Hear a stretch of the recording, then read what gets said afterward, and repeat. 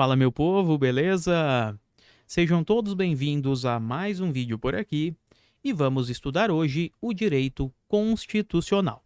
Seguinte, rapaziada, estamos naquela nossa sequência de aulas temáticas, nas quais pegamos um tópico do edital, com boa incidência em prova, e trazemos aqui, primeiro com uma rápida revisão. Então, recapitulamos a matéria para quem ainda não estudou ou quem quer revisar, né? E posteriormente resolvemos questões de prova.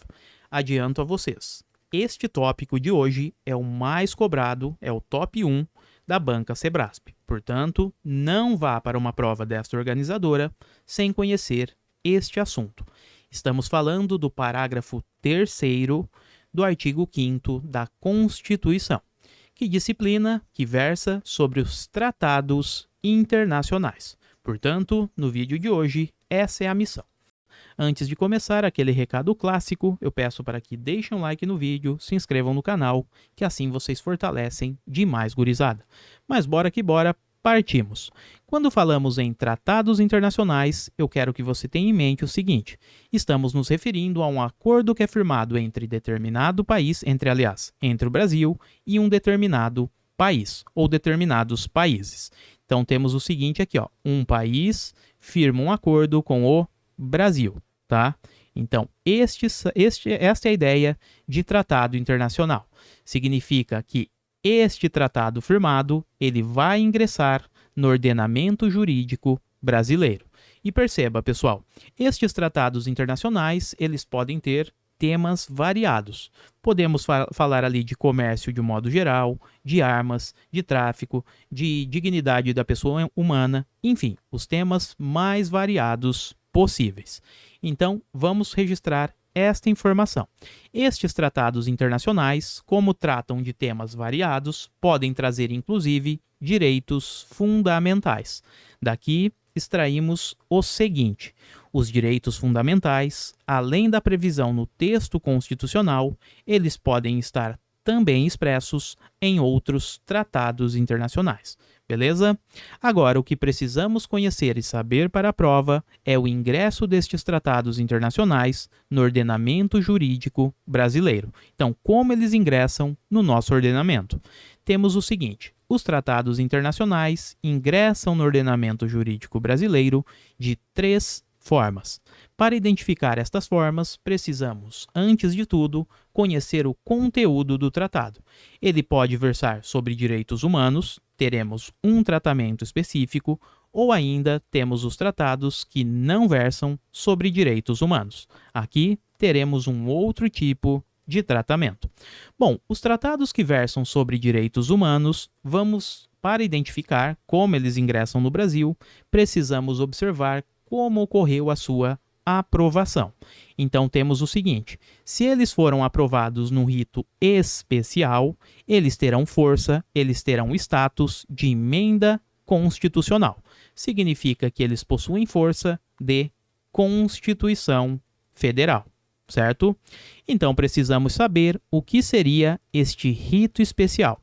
Galera, rito especial é um rito de aprovação mais difícil, que equivale a uma aprovação de uma emenda constitucional. Bom, é o seguinte: neste caso, a aprovação do tratado deve ocorrer em 2 turnos nas 2 casas do Congresso Nacional, Câmara e também Senado, tá? Nas 2 casas do Congresso Nacional, por 3/5 dos membros. Então perceba a dificuldade desta aprovação. 2 turnos nas 2 casas do Congresso por 3/5 dos membros. Este é um rito considerado especial. Portanto, se o tratado internacional versou sobre direito humano e ainda foi aprovado neste rito especial, terá um status constitucional. Por outro lado, temos os tratados internacionais, também versam sobre direitos humanos, porém eles não foram aprovados num rito especial. Então, não tiveram aprovação num rito especial.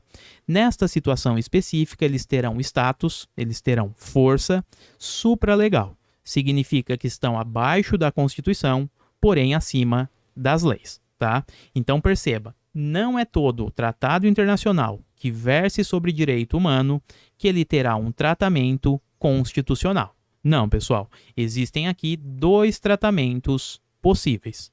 Ele pode ser, sim, ele pode ter um status constitucional, mas precisa que seja aprovado num rito especial, 2 turnos nas duas casas por 3/5 dos membros, porém, por outro lado, poderá ter também uma força supralegal. Neste caso, identificamos que ele não foi aprovado com base neste rito especial. Beleza? E temos também os tratados internacionais que não versam sobre os direitos humanos. Nesta situação, eles terão um status, uma força legal, como se fossem uma lei ordinária. Tem um acento a mais aqui. Como se fosse uma lei ordinária. Beleza? Então, resumo da ópera. Tratados internacionais podem ingressar no ordenamento jurídico brasileiro de 3 formas. Primeira delas, eles terão força constitucional. Significa que são tratados que versam sobre direitos humanos e foram aprovados num rito especial. Por outro lado, estes mesmos tratados que versam sobre direitos humanos poderão agora ter um tratamento supralegal. Significa que eles não conseguiram ser aprovados através de um rito especial. E para fechar, temos aqueles tratados internacionais que eles não versam sobre direitos humanos. Nesta situação específica, eles terão um status legal, de lei ordinária, portanto. Maravilha? Para tornar o estudo ainda mais visual, trouxemos uma pirâmide aqui. No topo, temos aquela norma que está na hierarquia, está no comando, é a rainha de todas as leis, a nossa Constituição. Então perceba só, os tratados eles podem ocupar esta primeira posição, o topo da hierarquia, uma posição intermediária ou ainda a base da pirâmide. Tudo depende do que aquele tratado versa e também do rito de aprovação. Portanto, tratados internacionais que versam sobre direitos humanos e também, são 2 requisitos, tá?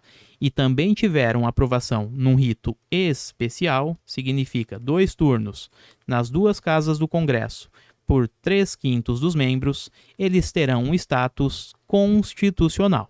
Então, terão um tratamento, terão uma força igual à da Constituição, ocupando, portanto, o topo da hierarquia. Por outro lado, temos os tratados internacionais que versam sobre direitos humanos, porém, eles não foram aprovados aqui, ó, sem aprovação, num rito especial. Neste sentido, eles terão a força, o status supralegal. Estão abaixo da Constituição e acima das leis. E para fechar, temos os tratados internacionais que eles não versam sobre direitos humanos. Nesta situação, o status será legal. Eles são equiparados à lei ordinária. Então perceba que estamos diante de um status legal, tá? Porque eles não versam sobre direitos humanos. Versou sobre direitos humanos e foi aprovado num rito especial, força é constitucional. Versa sobre direitos humanos, mas não foi aprovado num rito especial, neste caso, terá status supralegal. E se não versou sobre direitos humanos, o status será legal e ponto final. Sabendo disso e com essa rápida revisão, bora resolver questões de prova. Primeira delas, todas da Sebrasp, é esta daqui. Eu peço para que pausem o vídeo e voltamos em 5 segundos com o gabarito. E o gabarito por aqui é o erro. Na realidade, a questão generalizou, né? Ela traz um tratado que versa sobre direitos humanos. Beleza. E comenta que ele será recepcionado, ele ingressa no ordenamento jurídico, recepcionado, automaticamente, como se fosse uma emenda constitucional, portanto, com força de Constituição. Galera, vimos nesta parte aqui, ó, perceba. Falamos que os tratados internacionais que versam sobre direitos humanos, eles podem ter um status de emenda constitucional, significa que são considerados Constituição, tá? Ou ainda, olha aqui, ó, existem 2 possibilidades, ou ainda um status supralegal. Então, temos a situação 1 e a situação de número 2. Portanto, os tratados internacionais que versam sobre direitos humanos, eles terão um status de emenda constitucional apenas se forem aprovados num rito especial. Significa que foram aprovados em 2 turnos nas 2 casas do Congresso por 3/5 dos membros, certo? Apenas neste caso terão status constitucional. A questão erra porque, perceba, ela diz que ingressarão no ordenamento jurídico automaticamente com força de emenda constitucional. Nada disso, galera. Apenas se forem aprovados num rito especial, beleza? Então, por conta desta generalização, o item está incorreto, até porque existem tratados internacionais que versam sobre direitos humanos que terão status supralegal.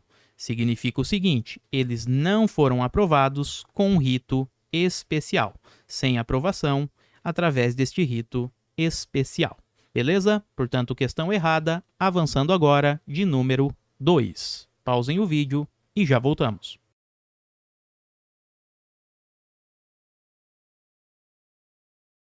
E o gabarito por aqui é letra E de escola. Então se liga, está falando sobre tratado internacional que versa sobre direitos humanos. E vai além, né? Diz que ele foi aprovado em cada casa do Congresso Nacional, portanto, nas 2 casas do Congresso Nacional, Câmara e Senado, em 2 turnos, falamos sobre isso, né? E por uma quantidade de membros, de votos, né? De 3/5 dos membros ali, tá? Então, 2 turnos nas 2 casas do Congresso Nacional por 3/5 dos membros. Isso significa que ele foi aprovado por um rito especial. E lá na parte teórica falamos o seguinte: tratados internacionais que versam sobre direitos humanos e que forem aprovados num rito especial, 2 turnos, para você não esquecer, 2 turnos nas 2 casas do Congresso Nacional por 3/5 dos membros. Eles terão um status de emenda constitucional. Portanto, exatamente o nosso gabarito. Continuando, nossa última questão de número 3 agora. Pausem o vídeo e já voltamos. Essa questão está errada, porque generalizou, pessoal. Perceba, ela diz que todos os tratados internacionais que versem sobre direitos humanos serão incorporados com força de norma constitucional. Nada disso, falamos lá na parte teórica o seguinte: os tratados internacionais que versem sobre direitos humanos só terão, repito, só terão status, força constitucional, quando forem aprovados no rito especial. Não sendo aprovado neste rito especial, eles terão força supralegal.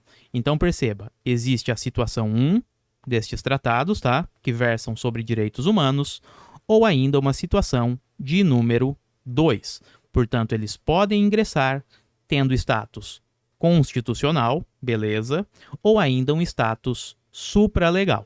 O que diferencia uma coisa da outra é justamente como ocorreu a votação, tá? Se foi através de um rito especial, lembrando mais uma vez, em 2 turnos nas 2 casas do Congresso por 3/5 dos membros, tá? Ou se não foi por um rito especial. Sendo por um rito especial, status de Constituição. Não sendo por rito especial, terá um status, terá a força supralegal. Portanto, o gabarito, como generalizou, ele tornou o item incorreto. Bom, galera, então é isso, e assim revisitamos mais um conteúdo extremamente explorado e que está presente no nosso edital. Eu espero que vocês tenham gostado do vídeo e em breve voltaremos com mais conteúdo. Desejo bons estudos, fiquem todos com Deus, até a próxima e eu fui!